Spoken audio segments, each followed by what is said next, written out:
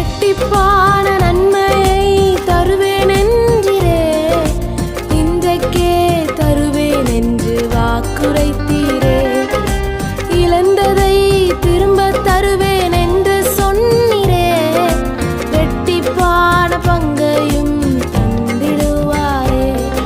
சங்கீதம் 126 அதனுடைய 5வது வசனம், கண்ணீரோடே விதைக்கிறவர்கள் கம்பீரத்தோடே அறுப்பார்கள். இந்த வார்த்தை கேட்டுக்கொண்டிருக்கிற எனக்கு அன்பான தேவ பிள்ளைகளே, நீங்கள் கம்பீரமான ஒரு அறுவடையை நீங்கள் பார்க்க போகிறீர்கள். ஒவ்வொரு முறையும் நீங்கள் கண்ணீர் வடிக்கும் பொழுது உங்களுடைய கண்ணீர் வீணாய் போவதே இல்லை. உங்களுடைய கண்ணீரை கர்த்தர் துருத்தியிலே சேர்த்து வைத்திருக்கிறார். இங்கே கண்ணீரை விதைக்கு ஒப்பாக சொல்லப்பட்டிருக்கிறது. எந்தெந்த காரியத்திற்காக நீங்கள் அழுது செபித்து கொண்டிருக்கிறீங்களோ, கண்ணீரோடு கூட தேவ சமூகத்திலே நீங்கள் முறையிட்டு கொண்டிருக்கிறீர்களோ, கண்ணீர் சிந்தி கதறி தேவனுடைய பாதத்திலே புலம்பி செபிக்கிற ஒவ்வொரு ஜெபத்திற்கும் ஆண்டவர் அறுவடையை, விளைச்சலை, ஆசீர்வாதத்தை தேவன் கட்டளையிட போகிறார். பிரச்சனை நிமித்தம் கண்ணீர் வடித்து கொண்டிருக்கலாம், போராட்டத்தின் நிமித்தம் கண்ணீர் வடித்து கொண்டிருக்கலாம், இன்னும் நிறைய காரியங்கள் வெளியே சொல்ல முடியாதபடி அநேக காரியங்களை நினைத்து நினைத்து ஆண்டுடைய சமூகத்திலே கண்ணீர் சிந்தி கதறி ஜெபித்து கொண்டிருக்கிற பிள்ளையே, கர்த்தர் உங்களோடு கூட பேசி கொண்டிருக்கிறார். உங்களுடைய கண்ணீர் நிரந்தரமானதல்ல. உங்களுடைய கண்ணீருக்கு ஒரு முடிவை கர்த்தர் தரப்போகிறார். உங்க கண்ணீர் ஒரு மகிழ்ச்சியை கொண்டு வரப்போகிறது. உங்க கண்ணீர் ஆனந்த களிப்பாய் மாறப்போகிறது. உங்க கண்ணீருக்கு கம்பீரமான அறுவடையை கர்த்தர் உங்களுக்கு தரப்போகிறார்.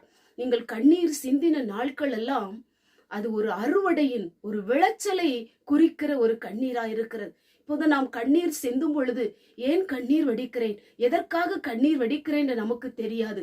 ஆனா ஆண்டவர் உங்க கண்ணீருக்கு ஒரு விளைச்சலை கர்த்தர் வைத்திருக்கிறார். உங்க கண்ணீருக்கு ஒரு அறுவடையை கர்த்தர் வைத்திருக்கிறார்.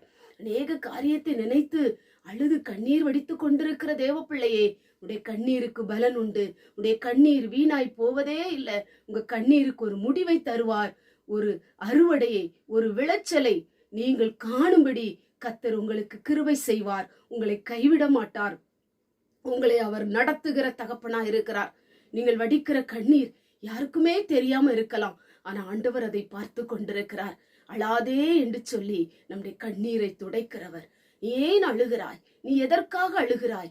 நீ அழுவதற்கு ஆண்டவர் உனக்கு ஒரு அற்புதம் செய்ய போகிறார். எதற்காக அழுதாயோ அதற்காகெல்லாம் கர்த்தர் உங்களுக்கு பலனை கொடுத்து, ஒரு விளைச்சலை கொடுத்து, ஒரு ஆசீர்வாதத்தை கொடுத்து உங்களை மகிழ்ச்சியாய் கர்த்தர் மாற்ற போகிறார். கண்களை மூடி ஜெபம் பண்ணுவோம். எங்கள் பரிசுத்தமுள்ள நல்ல பிதாவே, கேட்டதான வார்த்தையின் மூலமாய் கண்ணீர் ஒரு பெரிய அறுவடையை எங்களுக்கு தரப்போகிற தயவுக்காய் ஸ்தோத்திரம். இந்த வார்த்தை கேட்டுக்கொண்டிருக்கிற நம்முடைய பிள்ளைகள் ஆண்டவரை வடிக்கிற கண்ணீரை பார்க்கிற தெய்வம். ஆண்டவரே, அனுதினமும் கண்ணீர் வடிக்கலாம். இரவிலை தூங்கும் போது கண்ணீர் வடிக்கலாம், வேலை செய்யும் போது கண்ணீர் வடிக்கலாம், சாப்பிடும் பொழுது கண்ணீர் வடிக்கலாம். கண்ணீரை எல்லாம் பார்க்கிற தெய்வம் ஒரு விளைச்சலை கட்டளையிடும், ஒரு வெற்றியை கட்டளையிடும், ஒரு உயர்வை கட்டளையிடும், ஒரு ஆசீர்வாதத்தை கட்டளையிடும். இயேசுவின் மூலம் ஜெபிக்கிறோம் பிதாவே, ஆமென்.